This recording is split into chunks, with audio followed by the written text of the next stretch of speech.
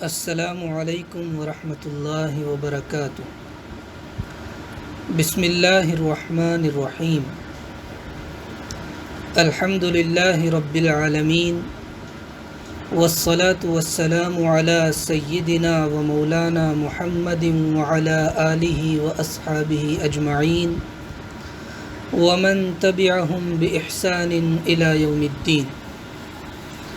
اما بعد، فقد روی عن ابن عباس رضی اللہ عنہما انہ قال فرض رسول اللہ صلی اللہ علیہ وسلم زکاة الفطر طہرة للصائم من اللغو والرفث وطعمة للمساکین، من اداها قبل الصلاة فهي زکاة مقبولہ ومن اداها بعد الصلاة فهي صدقة من الصدقات۔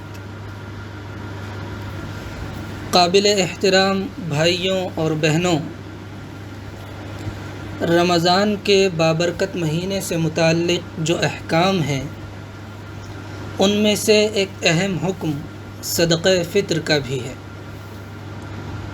روزوں میں کھانے پینے اور روزہ توڑنے والی باتوں سے بھی رکنا ہوتا ہے، اور اسی کے ساتھ ساتھ نامناسب اور فضول باتوں اور کاموں سے بھی بچنا ہوتا ہے۔ روزے رکھنے والے عام طور پر کھانے پینے اور روزہ توڑنے والی باتوں سے تو اہتمام سے پرہیز کرتے ہیں، لیکن فضولیات سے پوری طرح پرہیز نہیں ہو پاتا۔ اس سلسلے میں کچھ نہ کچھ بے احتیاطیاں اور کوتاہیاں سرزد ہو جاتی ہیں۔ تو شریعت میں رمضان کے اختتام پر صدقہ فطر لازم کیا گیا ہے تاکہ روزوں میں ہونے والی اس قسم کی کوتاہیوں کی تلافی بھی ہو سکے۔ نیز صدقہ فطر کی ادائیگی کے ذریعے مسکینوں اور ضرورت مند لوگوں کے لیے عید کے دن کھانے پینے کا انتظام بھی ہو جاتا ہے، اور وہ بھی اور ان کے بال بچے بھی دوسرے سب لوگوں کے ساتھ عید کی خوشیوں میں شریک ہو سکتے ہیں۔ چنانچہ حدیث کی مشہور اور مستند کتاب سنن ابی داود میں صحابی رسول حضرت عبداللہ ابن عباس رضی اللہ عنہما کا یہ ارشاد منقول ہے کہ اللہ کے رسول حضرت محمد صلی اللہ علیہ وسلم نے روزہ رکھنے والے کے لیے فضول اور بے حیائی کی باتوں سے پاکیزگی کے طور پر، نیز مسکینوں کے لیے کھانے کے انتظام کے طور پر زکوٰۃ فطر یعنی صدقہ فطر کو ضروری قرار دیا ہے۔ جو اس کو عید کی نماز سے پہلے ادا کر دے گا تو وہ مقبول زکوٰۃ یعنی مقبول صدقہ فطر شمار ہوگا، اور جو اس کو نماز عید کے بعد ادا کرے گا تو پھر وہ عام صدقوں میں سے ایک صدقہ شمار ہوگا۔ لہٰذا صدقہ فطر ضرور ادا کرنا چاہیے، اور حضرت ابن عباس رضی اللہ عنہما کی حدیث میں دی گئی ہدایت کے مطابق نماز عید سے پہلے ہی ادا کر دینے کا اہتمام کرنا چاہیے، اور اگر عید سے 2-3 دن پہلے ہی ادا کر دیا جائے تو یہ بھی مناسب ہے۔ مستحق لوگوں کے لیے پہلے سے ہی عید کی تیاری کرنے میں اس سے سہولت ہو جائے گی۔ صدقۃ الفطر کے حوالے سے بنیادی حیثیت سے ایک بات یہ جاننے کی ہے کہ یہ کس پر واجب ہوتا ہے۔ زندگی کی جو لازمی ضرورتیں ہیں ان کو چھوڑ کر جو آدمی اتنی قیمت کے مال کا مالک ہو جس پر زکوٰۃ واجب ہو سکے، اس پر عید الفطر کے دن صدقہ فطر ادا کرنا واجب ہوتا ہے۔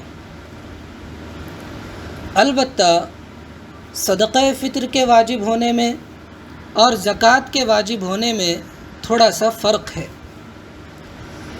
وہ یہ کہ کسی مال پر زکوٰۃ کے واجب ہونے کے لیے اس کا مال نامی ہونا ضروری ہوتا ہے، یعنی ایسا مال ہونا ضروری ہوتا ہے جس میں بڑھوتری کی صلاحیت بھی ہو،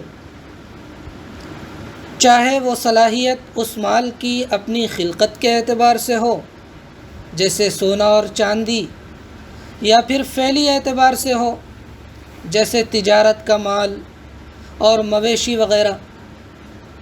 لیکن صدقہ فطر کے واجب ہونے کے لیے مال کا مال نامی ہونا ضروری نہیں ہے۔ صدقہ فطر مال غیر نامی پر بھی واجب ہو جاتا ہے۔ زکوٰۃ کی ادائیگی نصاب پر 1 سال پورا گزر جانے پر واجب ہوتی ہے، لیکن صدقہ فطر کے واجب ہونے کے لیے یہ بھی ضروری نہیں ہے۔ عید الفطر کے دن تک نصاب پر سال نہ بھی گزرا ہو تو صدقہ فطر تب بھی واجب ہو جاتا ہے۔ ہاں، جہاں تک یہ بات ہے کہ نصاب استعمالی ساز و سامان نہ ہو بلکہ ضرورت اصلیہ سے زائد مال ہو، اسی طرح قرض کی رقم منہا کر کے مکمل نصاب ہو رہا ہو، تو یہ باتیں جس طرح زکوٰۃ کے واجب ہونے کے لیے ضروری ہیں اسی طرح صدقہ فطر کے واجب ہونے کے لیے بھی ضروری ہیں۔ صدقۃ الفطر کے مسائل میں سے ایک مسئلہ یہ بھی ہے کہ اگر کوئی آدمی متعدد گھروں کا مالک ہو، جن میں سے ایک گھر میں تو وہ رہتا ہو اور باقی جو دوسرے گھر ہیں وہ خالی پڑے رہتے ہوں، اور ان خالی گھروں کی قیمت نصاب کے بقدر یا اس سے زیادہ ہو، اور ان گھروں پر اس کا گزارا نہ ہو، تو ان خالی گھروں کی قیمت پر بھی صدقہ فطر واجب ہوگا۔ یعنی صدقہ فطر کے واجب ہونے کے لیے صاحب نصاب ہونے میں ان گھروں کی قیمت کا بھی حساب لگایا جائے گا۔ اسی طرح ایک مسئلہ صدقہ فطر سے متعلقہ مسائل میں سے یہ بھی ہے کہ جو آدمی مقیم ہو اور صاحب نصاب ہو اس پر تو صدقہ فطر واجب ہوتا ہی ہے، لیکن اگر کوئی حالت سفر میں ہو اور صاحب استطاعت ہو تو اس پر بھی صدقہ فطر واجب ہے۔